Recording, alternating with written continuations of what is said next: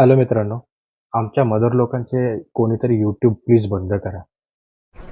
बंद करो, हाथ जोड़ के मैं मोदी साहब से गुजारिश करता हूँ. कारण त्यांना वाटतं की जे ते यूट्यूबवर बघतायत ते सगळ्यांचं सोल्युशन आहे. सगळं खरं आहे. म्हणजे आता माझे काल पाय दुखत होते. जास्त स्विमिंग केली होती म्हणून पाय दुखत होते. म्हणून आईला सांगितलं की पाय दुखतायत थोडंसं मूव्ह लाव म्हणून. तर आईने त्याच्यावरती नुसका सांगितला, "अरे रोज सकाळी उठून गूळ आणि चणे खा.